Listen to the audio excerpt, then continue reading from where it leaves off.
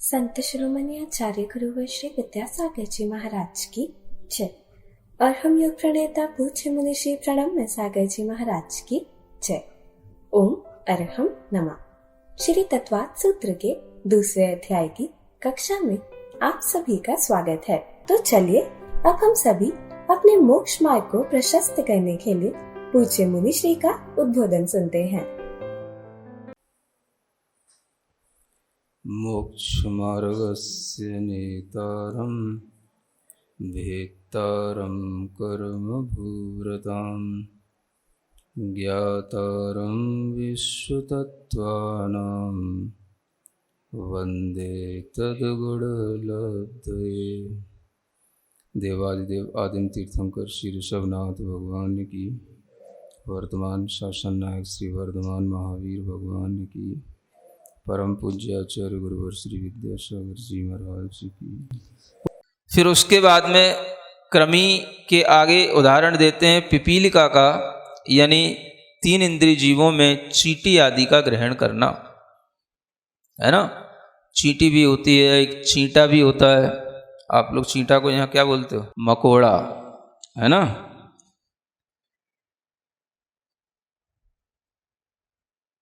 इसके अलावा एक और जीव होते हैं छोटे छोटे, जिन्हें शास्त्रों में तो कुंथु आदि जीव कहा गया है ना। वो छोटे छोटे जीव होते हैं जो हमारे लिए पता भी ना पड़ते हैं, लेकिन फिर भी वो जीव अपना अस्तित्व रखते हैं, जीवन जीते हैं।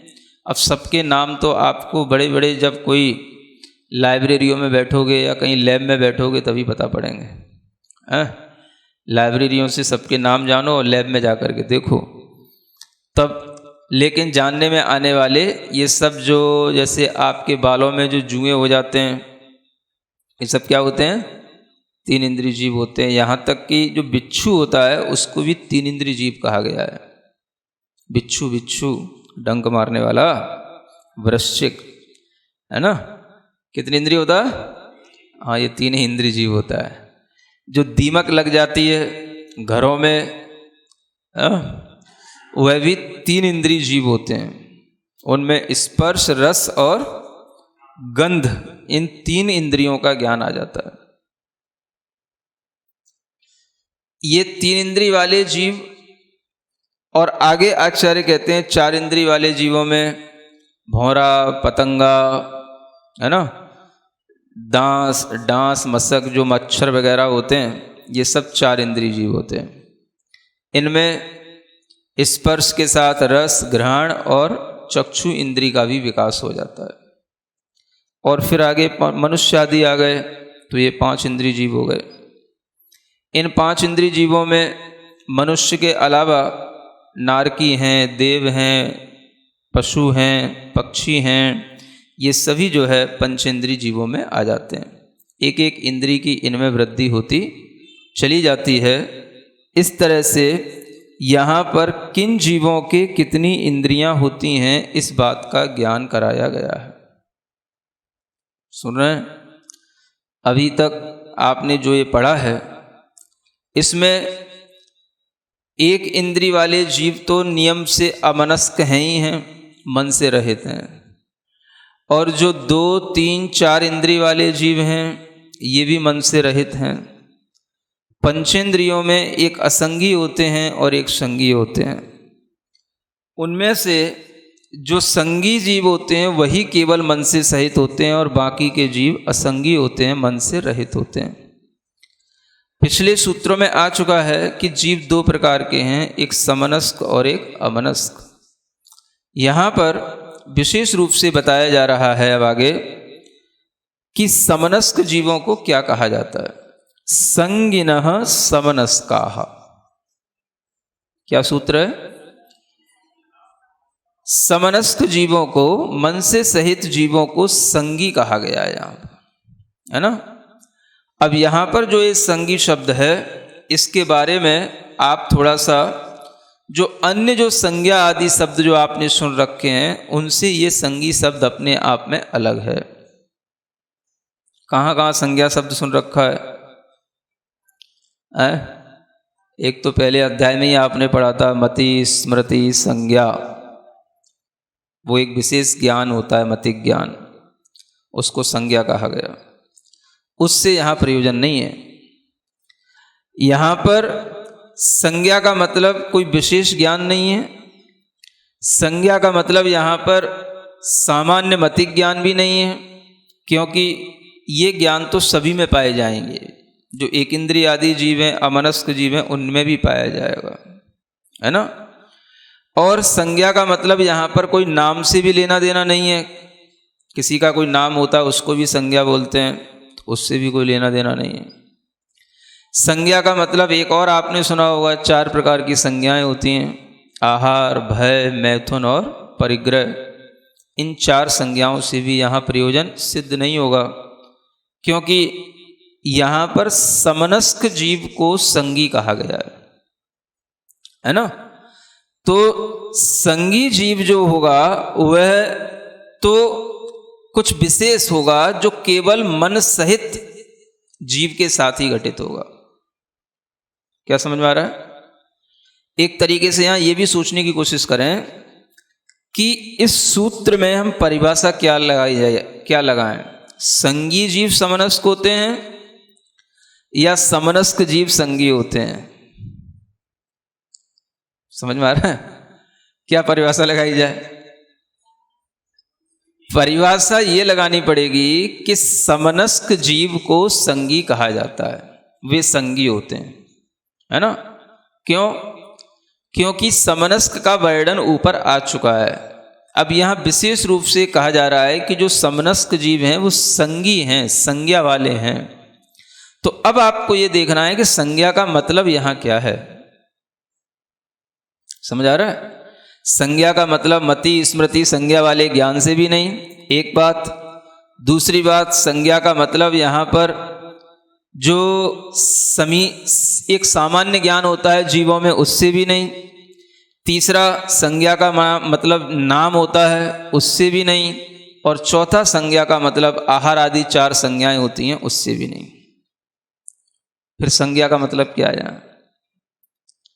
समझ में आ रहा है? ये विचारणी बात है। जो मन से सहित हैं उन्हें संगी कहा गया है।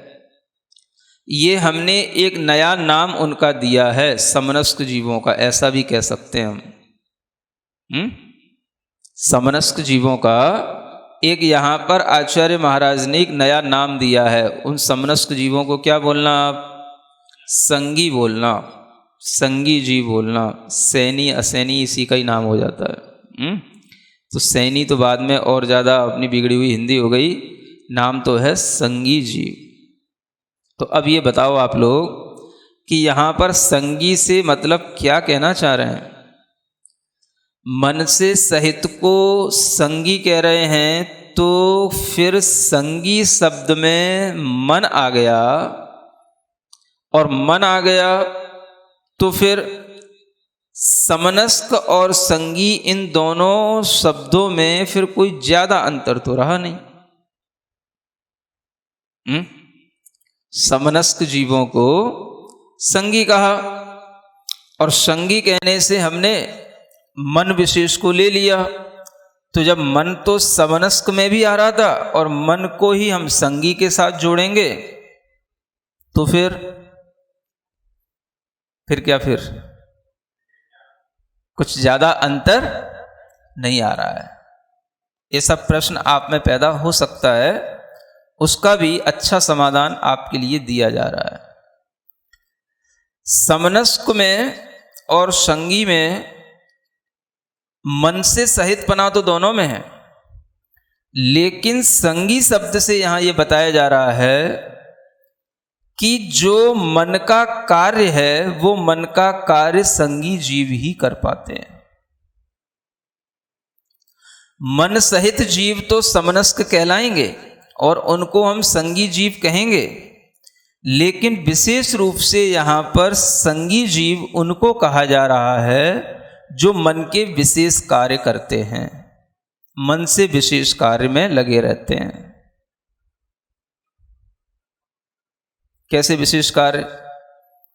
एक तो सामान्य कार्य होते हैं, एक विशेष कार्य होते हैं, है ना। किसी का मन मूर्छित हो गया, तो अब उसे हम सामान्य कहेंगे कि विशेष कहेंगे? बताओ। सामान्य हो गया ना, विशेष तो नहीं हुआ। विशेष में तो विशेष काम करेगा, कुछ सोचेगा, उठेगा, बैठेगा, कुछ अच्छे काम करेगा, विचार करेगा, है ना। तो जब किसी का मन मूर्छित हो गया तो उस समय पर मन तो है उसके, मन तो है, तो क्या है, समनस्क भी है, और एक तरह से संगी भी है। अब परिभाषा के अनुसार तो कहना पड़ेगा जो समनस्क है वो संगी है, समनस्क को संगी कहते हैं, तो वो संगी भी है। मान लो कोई गर्भ में पड़ा हुआ जीव है, तो वहां पर भी मन से सहित है वो, तो समनस्क तो है, और समनस्क है तो उसको संगी ही कहा जाएगा। समझ में आ रहा है? लेकिन ये सामान्य मन हो गया। ये कौन सा मन है? ये सामान्य मन हो गया। विशेष मन क्या होगा? जब वो उसके साथ में कुछ विशेष मन के काम करे। विशेष मन के काम क्या होते हैं? शिक्षा को ग्रहण करना, ये पहला काम है, विशेष काम। पहला विशेष काम मन का क्या है? शिक्षा। शिक्षा माने जो पढ़ाया जाए, सिखाया जाए, बताया जाए, उसको समझ पाए। अगर उसको ये बता दिया जाए कि तुम्हारा नाम क्या है, कालू है, लालू है, तो वो मान ले कि हाँ मेरा नाम कालू है, मेरा नाम लालू है। ये शिक्षा उसको दे दी गई, और शिक्षा के कारण से उसने ऐसा सीख लिया। शिक्षा का मतलब सीख लेना। अगर हम किसी को सिखाते हैं और कोई सीख लेता है, तो सिखाने वाला भी मन के माध्यम से सिखा सकता है, और सीखने वाला भी मन के माध्यम से सीख सकता है। लेकिन ये मन सामान्य नहीं होगा। ये कौन सा? विशेष मन होगा। सामान्य मन कौन सा है? ध्यान में, हाँ, जो मूर्छा में पड़ा है, बेहोशी में पड़ा है, गर्भ में पड़ा है, अंडों के अंदर भी जीव होते हैं, उनमें भी मन होता है, उसमें पड़ा है। तो ये सब क्या है? ये उनका मन एक तरीके से मन तो है, लेकिन मन बिल्कुल ऐसा लग रहा है मरा हुआ सा है, जीवित सा नहीं है। सामान्य मन है? मन से जीवित नहीं है। जीवित जो मन से हैं उन्हें वस्तुतः संगी विशेष रूप से कहा जाता है। तो विशेष मन वालों का जो काम होता है वो होता है सबसे पहला काम शिक्षा। शिक्षा के बिना देखो आप, जो भी मन वाले आपके लिए मनुष्य जाति में उत्पन्न होते हैं उन सबको पहले शिक्षा दी ही जाती है।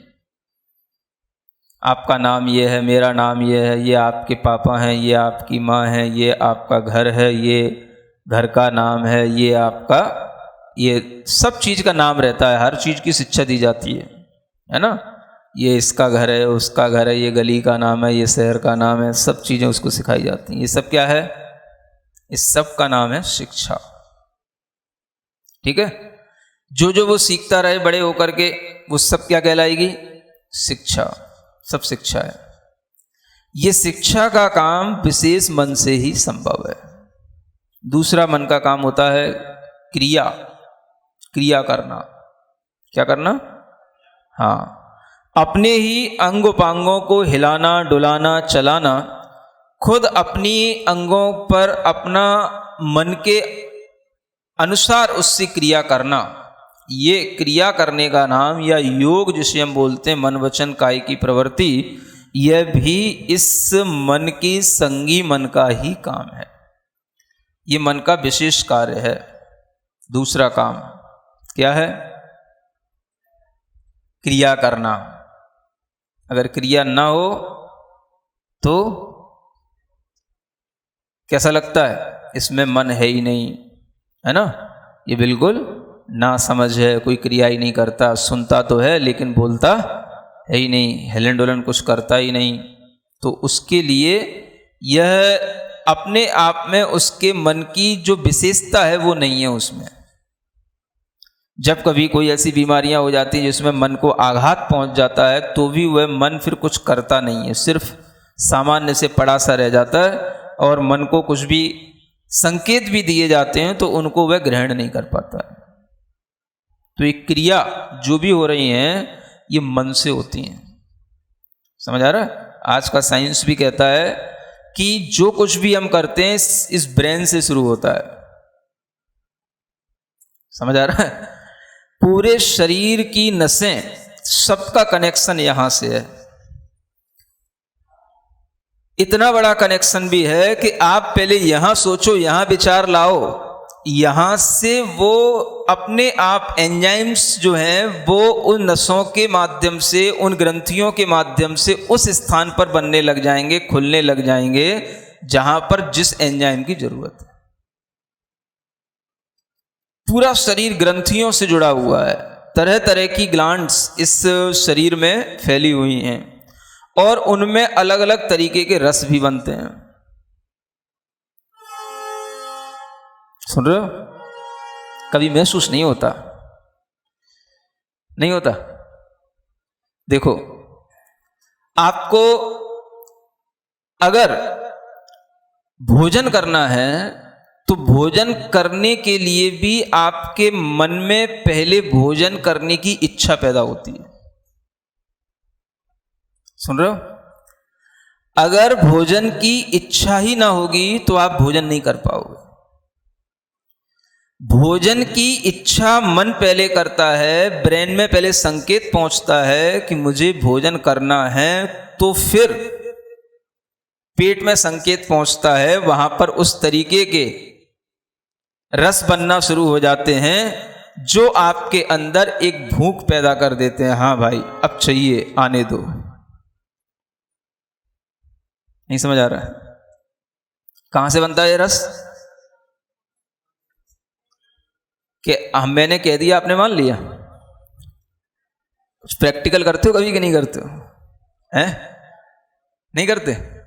देखो मैं अभी करा रहा हूं प्रैक्टिकल। आपके मन में इच्छा उत्पन्न हुई, आपने भोजन करने के लिए इच्छा की, तो इच्छा करने का मतलब ही है कि आपने दिमाग में सोचा, वहां से संकेत गया पेट के पास में, और वहां पर इस तरीके की प्रक्रिया शुरू हो जाएगी कि वहां पर आपको लगेगा कि हाँ, हमें कुछ यहां देना है, पहुंचाना है। सुन रहे हो? अब देखो, भूख लगी थी, भोजन भी था, है ना? अपन करने बैठे, अचानक से संदेश आया घर में, आपके इनकी डेथ हो गई है। समझ आ रहा है? एकदम से एक्सीडेंट हो गया है, डेथ हो गई है। सुना? सुन लिया? किससे सुना?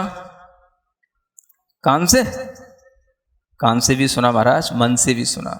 अब मन के अंदर जो रस बन रहा था वो रस बनना एकदम से बंद हो जाएगा। भूख लग रही थी ना, कहां चली गई? पेट में खलबली मच रही थी, कहां चली गई? अरे पहले वहां जाना है। क्या ऐसा हो गया? उनका एक्सीडेंट, उनकी मृत्यु, सब भूल जाएगा। अब दूसरा रस बनने लगा। अब कौन सा रस बनने लगा? अब उसके हाथ पैर कपेंगे, भय का रस उसके अंदर पैदा हो गया। उसके अंदर तरह तरह की चिंता के कारण से शरीर में अलग तरह से, कहीं पसीना आ रहा है या हार्ट बीट जो है वो डिस्टर्ब हो गई, कम ज्यादा हो गई, ये सब शुरू हो जाएगा। कहां से? सब यहीं से शुरू होता है। समझ आ रहा है? ये पूरा कंट्रोल रूम यही है, इसी से सब कंट्रोल होता है। आपके लिए अगर यहां से कुछ भी गलत होना शुरू हुआ तो पूरे शरीर में वह शुरू हो जाता है। यहीं से संकेत पहुंचते हैं हर जगह पर, पूरे शरीर के अंदर, पेट, पीठ, हाथ, पैर, सब जगह। आप देखो कभी किसी को पैरालिसिस हो जाता है, क्या होता है? उसका वह जो संकेत देने वाली ग्रंथियां हैं उनसे उस दिमाग का एक संबंध जो है थोड़ा सा डिस्कनेक्ट हो जाता है। हाथ हिलाना चाहेगा, हिलेगा ही नहीं, उसे लगेगा ही नहीं ये मेरा हाथ है, मैं हाथ हिला रहा हूं, हिलता ही नहीं, उठता ही नहीं। वो ऑर्डर दे रहा है ऊपर से, उसमें काम हो ही नहीं रहा, वो काम करता ही नहीं। समझ आ रहा है? ये क्या है? ये क्रिया किससे हो रही है? मन से। समझ आ रहा है? मन है तो मन के ही माध्यम से ये ब्रेन, जिसे हम बुद्धि एक अलग कह सकते हैं, ये मन के सही होने पर ही बुद्धि सही काम करती है। ये मन का ही फंक्शन है आगे का। तो मन के ही माध्यम से ये पूरे शरीर में हलन चलन, किसी भी तरह की जो क्रियाएं हो रही हैं।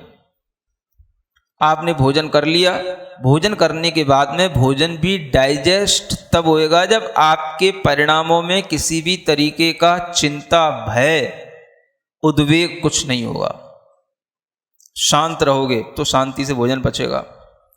और अगर आप भोजन करने के बाद में आपने हाय तौबा, दिमाग खराब, ये एक समाचार, वो समाचार, और ये सुनने को मिल गया, ये मूड खराब हो गया, इससे काम, उससे काम, इसका लेना, उसको देना, इसमें पड़ गए हाय तौबा में।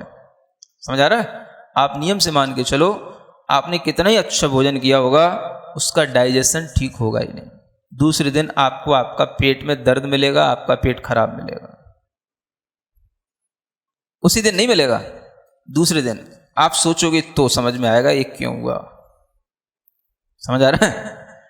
संगी अगर आप हैं तो संगी का मतलब इतना नहीं है कि हमको मन मिल गया तो मैं संगी हो गया। मैं ये कहना चाह रहा हूं, एक नई व्याख्या में इसलिए बता रहा हूं आपको यहां से, कि संगी का मतलब ये है कि हम विशेष मन के साथ में रहेंगे तो हम संगी हैं,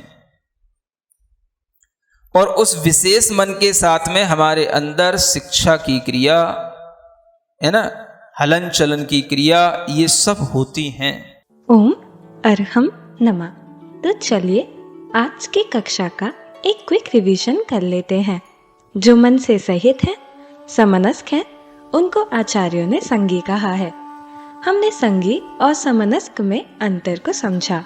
समनस्क और संगी दोनों मन से सहित होते हैं, लेकिन संगी जीव मन के विशेष कार्य करते हैं।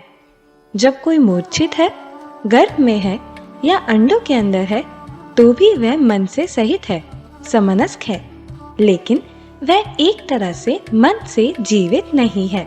यह सामान्य मन हो गया। जब वह मन से जीवित हो, उससे कुछ विशेष कार्य करे, तो उसे विशेष मन कहते हैं। विशेष मन को वस्तुतः संगी कहते हैं।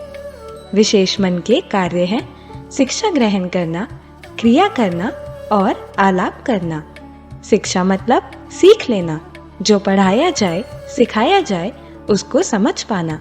सीखना और सिखाना विशेष मन से ही हो पाता है। जैसे मेरा नाम यह है, ये आपके पापा हैं, आपका घर वहाँ है, आदि आदि। अपने ही खुद के अंगों पर अपने मन के अनुसार क्रिया करना भी विशेष मन का ही कार्य है। इसे हम मन वचन काय की प्रवृत्ति कहते हैं। जब किसी बीमारी में मन को आघात पहुंचता है, तो फिर मन कुछ नहीं करता और ना संकेत ग्रहण करता है। वह सामान्य हो जाता है और क्रियाएं बंद हो जाती हैं। साइंस के अनुसार भी हमारी सभी क्रियाएं ब्रेन के सिग्नल से शुरू होती हैं और शरीर की सभी नसों का कनेक्शन यहीं से है। सिर्फ विचार करने मात्र से शरीर में अपने आप एंजाइम्स सही स्थान पर बनने लगते हैं और ग्रंथियों के माध्यम से सही स्थान पर पहुंच जाते हैं जहां पर उनकी जरूरत है। जैसे भोजन की इच्छा करते ही ब्रेन को पहले संकेत पहुंचता है कि भोजन करना है, फिर पेट को संकेत पहुंचता है और वहां पर भूख पैदा करने वाले रस बनना शुरू हो जाते हैं। पर यदि कहीं इस समय पर किसी की मृत्यु का समाचार आ जाए, तो भोजन का रस बनना बंद हो जाता है और भय का, चिंता का रस बनने लगता है। पैरालिसिस में भी संकेत देने वाली ग्रंथियों का दिमाग से संबंध थोड़ा सा डिस्कनेक्ट हो जाता है। फिर वह हाथ हिलाना चाहेगा तो भी नहीं हिला पाएगा। उसे लगेगा कि ये मेरा हाथ है ही नहीं। सब मन से शुरू होता है। मन के ही माध्यम से ब्रेन सही काम करता है। हमने जाना कि भोजन पचाने के लिए भी मन शांत होना जरूरी है। यदि परिणामों में किसी भी तरीके की चिंता, भय, उद्योग होगा, तो नियम से मान कर चलिए कितना ही अच्छा भोजन किया हो, उसका डाइजेशन ठीक नहीं हो पाएगा। तो चलिए अब हम सभी चिन्वानी स्तुति करते हैं और तत्पश्चात समय होगा आज के सवाल का। सिरिजिणवाणी जग कल्याणी जग जन मदतम मोहरी जनमण हारी गढ़हर हारी जम जरा भव रोग हरि तिथियराणम दिव्यझुणिम जो पढ़ई सुणई मय्ये धारई णाणं सौखमणन्तं धर्य सासद मोक्ष पदं पावई सासद मोक्ष पदं पावई।